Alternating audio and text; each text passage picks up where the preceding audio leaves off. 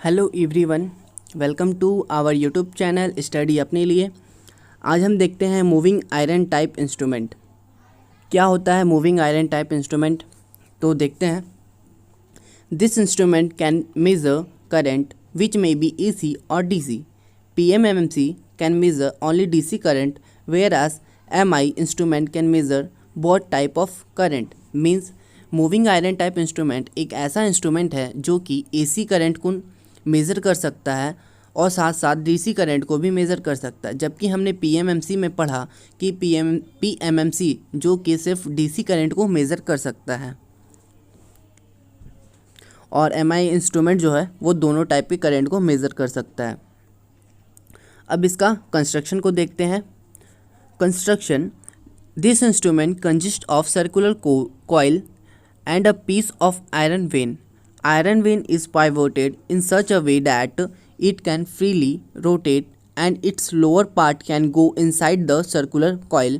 One pointer is attached with the iron vein so that it can moving along the iron vein to provide smooth deflection.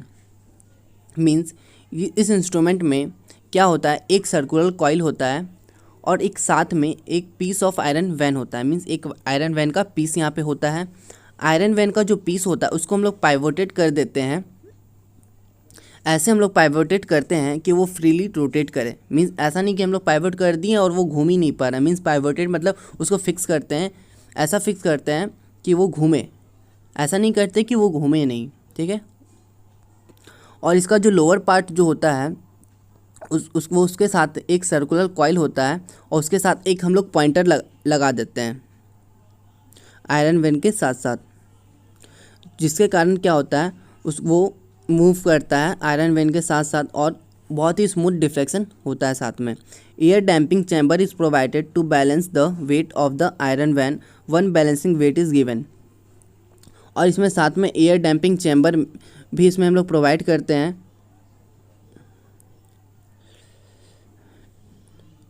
Air damping chamber इसलिए provide करते हैं कि balance को means wait को balance करने के लिए। और एक आयरन वैन जो रहता है, आयरन वैन में वेट लगाते हैं बैलेंस करने के लिए और इसमें एक बैलेंसिंग वेट गिवन रहता है, दिया हुआ रहता है। तो इसका डायग्राम देख के समझिए। इस डायग्राम में आपको दिख रहा होगा ऊपर यहाँ पे ये पॉइंटर है। ठीक है, ये पॉइंटर है और ये स्केल है। मीन्स यहाँ पे ये पॉइंटर अगर यहाँ एरो कर रहा है जैसे 5 होगा, यहाँ 10 होगा, यहाँ 15 होगा, यहाँ 20 होगा। ठीक है। और यहाँ पे जो ये गया है ये है कॉइल। ठीक है। और ये जो W1 दिख रहा है ये है बैलेंसिंग वेट। और फिर नीचे भी कॉइल है, ऊपर एक कॉइल रहता है, एक नीचे कॉइल रहता है। कॉइल के बीच में ही हम लोग लगाते हैं। ठीक है। और ये कॉन्टैक्ट वेट रहता है। ठीक है, W2 कॉन्टैक्ट वेट। और ये पिस्टन रहता है और ये एयर डैम्पिंग चैम्बर रहता है, इसको हम लोग प्रोवाइड करते हैं। इसका डायग्राम कुछ इसी प्रकार होता है। ठीक है। और इसका वर्किंग ये जब है ना नीचे आता है, ये ऊपर जाता है। ठीक है,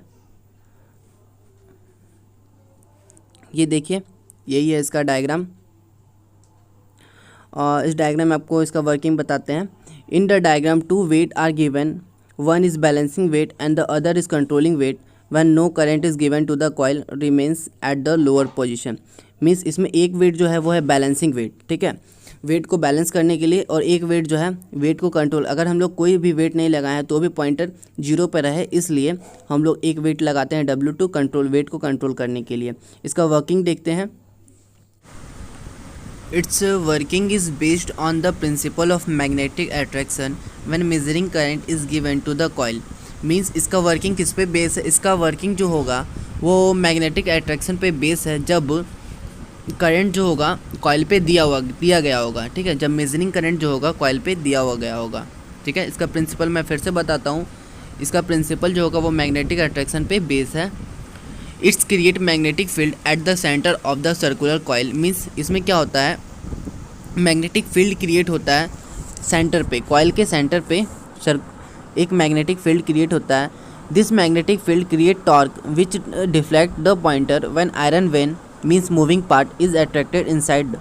मीन्स ये मैग्नेटिक फील्ड जब क्रिएट होता है तो इसके अंदर एक टॉर्क डेवलप होता है, मीन्स टॉर्क जो होता है क्रिएट होता है, और यही टॉर्क क्या करता है, पॉइंटर को डिफ्लेक्ट करता है, मीन्स मूव करवाता है।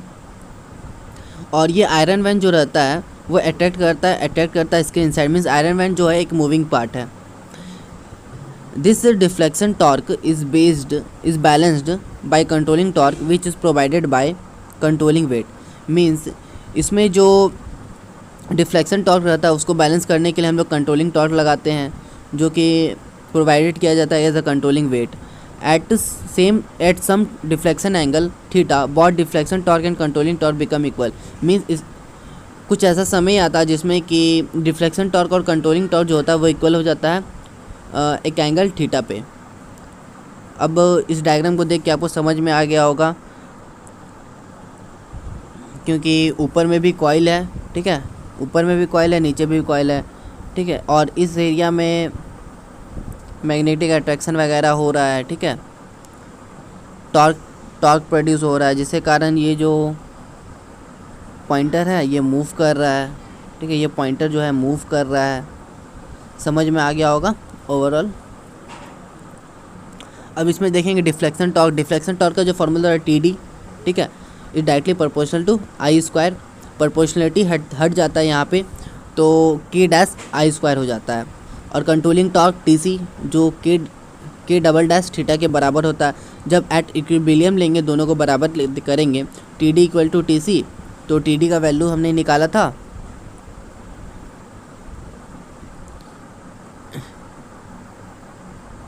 मीन्स ये वाला TD का और ये TC का, दोनों का हमने वैल्यू मतलब मीन्स ये वैल्यू आपको एक रख दोगे ऐसे। तो थीटा को एक साइड लेके जाना है, मीन्स ये थीटा एक साइड रह जाएगा, ठीक है। तो ये K डैश और K डबल डैश का हमने एक कांस्टेंट K मान लिया, तो थीटा जो होगा वो K आई स्क्वायर हो जाएगा, means theta is directly proportional to I square. और इसका एप्लीकेशन मीन्स मूविंग आयरन का कहाँ इस्तेमाल होता है। It is use to measure both AC and DC current with small modification. It is use to measure both AC and DC voltage. Means इसका इस्तेमाल जो होता है वो AC और DC करंट को मेज़र करने के लिए तो होता ही है, पर इसमें अगर हम थोड़ा सा मॉडिफाई कर देंगे, जैसे कि आजकल बाइक देखोगे रोड पे मॉडिफाई कर देता है लोग, उसको बाइक को ही मतलब कि है ना KTM बना देता है, स्प्लेंडर को KTM बना देता है। वैसे इसको भी एकदम थोड़ा सा मॉडिफिकेशन की ज़रूरत है, आप इससे करंट की जगह वोल्टेज भी नाप पाओगे। It is use to measure small amount of current as well as large amount of current. Means इसका इस्तेमाल हम लोग छोटे करंट को भी नापने के लिए करते हैं, और साथ साथ ज़्यादा भी करंट होगा ना तो उसको भी हम नाप लेंगे। तो इसका एक न्यूमेरिकल है यहाँ पे, an MI instrument gives deflection of 1 radian when current is 2 ampere. What would be the deflection if current is 0.5 ampere? पहले तो क्वेश्चन को समझना है। क्वेश्चन में क्या पूछ रहा है कि एक MI इंस्ट्रूमेंट है, means moving iron type instrument है, वो डिफ्लेक्शन दे रहा है, ठीक है, एक रेडियन मीन्स 1 रेडियन पे वो डिफ्लेक्शन दे रहा है। जब उसमें करंट कितना था 2 एम्पेयर, तो उसमें पूछा है तो उसमें डिफ्लेक्शन कितना होगा, ठीक है, अगर करंट 0.5 एम्पेयर होगा। क्वेश्चन को आप समझ रहे हो, मैं फिर से दोहराता हूँ कि अगर डिफ्लेक्शन 1 रेडियन है, अगर करंट मेरा 2 एम्पेयर है तो डिफ्लेक्शन यहाँ पे 1 रेडियन होता है, ठीक है। अगर करंट को हम लोग 0.5 एम्पेयर कर देंगे तो डिफ्लेक्शन कितना होगा। तो for MI means moving iron type instrument, theta जो होता है वो K आई स्क्वायर के बराबर होता है, मीन्स करंट स्क्वायर। यहाँ पे करंट का वैल्यू कितना था 2 एम्पेयर, ठीक है, तो थीटा जो हो जाएगा इक्वल टू K 2 स्क्वायर, ठीक है। तो यहाँ पे K का वैल्यू हम लोग यहाँ पे निकाल लेंगे, ठीक है। थीटा का वैल्यू कितना था 1 रेडियन, तो वहाँ पे हम लोग लिख दिया था 1 रेडियन।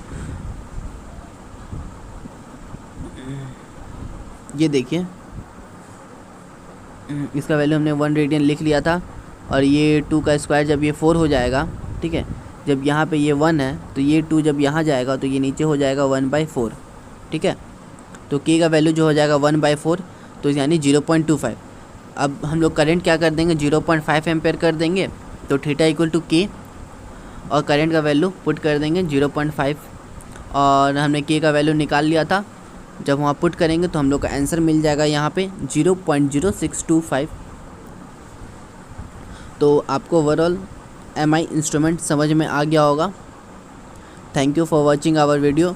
और वीडियो देखने के लिए हमारे चैनल को सब्सक्राइब करें और बेल आइकन को भी ज़रूर दबाएं, जिससे कि हमारी वीडियो का नोटिफिकेशन आपको मिलता रहेगा। नेक्स्ट वीडियो में हम लोग डायनेमो टाइप इंस्ट्रूमेंट के बारे में देखेंगे। तब तक आप इस वीडियो को देखें और इसका नोट्स को लिख लें कॉपी में।